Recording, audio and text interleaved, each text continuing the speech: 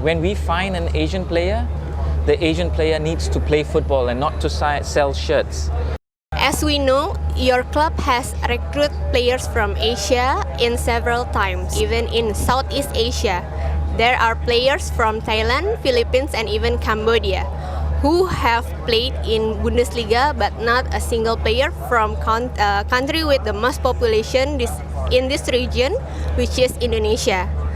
What is the secret that you can share to getting noticed by your club scout?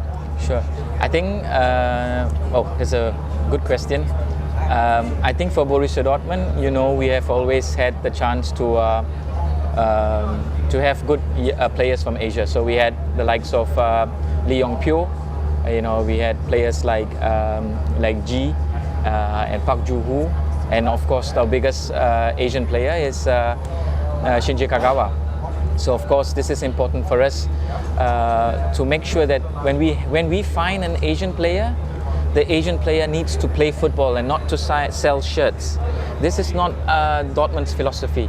If we want to get a player to sell shirts, then that's something we can do. But for Dortmund, it's important that the player that we sign contributes to the team. And I see there is opportunities in Southeast Asia. I see a lot of young talents in Indonesia. We see from Timnas, we have Garuda Select. Really, really good young players. But the foundation must start from young. Without the foundation from young, not just for football, but mental, hati, heart, right? Education. You have to start from young, build them up, and then they can challenge professionally. Dortmund are known for producing young players, giving young players debut, making them breakthrough. What types of youngsters that Borussia Dortmund Academy usually looking for? First and foremost, for young players, they must first like to play football, love to play football, and they need to make mistakes. The more mistakes they make, the better they know how to play football. They have to understand that once they step on the pitch and they go on the pitch, they know it's 100% from here. It's not just to go there and have fun. If you want to be a professional footballer, you need to know that you want to be a professional footballer. And in Dortmund, we have young players in our academy who are also ready to play for the first team. We have Yusufa Moukoko, previously with Jadon Sancho, with Christian Pulisic. They have all come through, especially like Mario Götze and all, they all come from the academy. And our academy structure is very important, that we identify the young players at a very, very young age, 8 years old, 10 years old, 12 years old. That's where we know that we need to provide them all the speciality and help to make sure they are ready. And the Bundesliga is not an easy place to play football. It's extremely hard. But in Dortmund, you see the young players playing in Champions League, playing against the likes of Real Madrid, against Barcelona.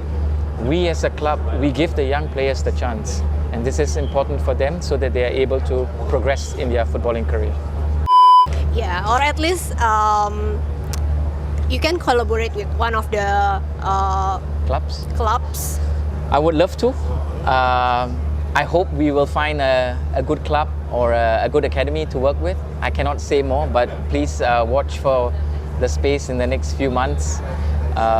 Indonesia, it's a place where we have always tried to work. It's sometimes quite complicating, as you know, but there are really good teams out there that we hope we can find a nice relationship. We failed to see Dortmund come to Indonesia because of the Kanjuruhan.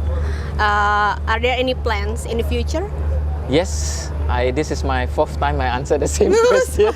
But to be honest with you, it's also in our interest, and we owe this to the media as well and to the footballing community in Indonesia, that we will have to come back here to do something. We are working on some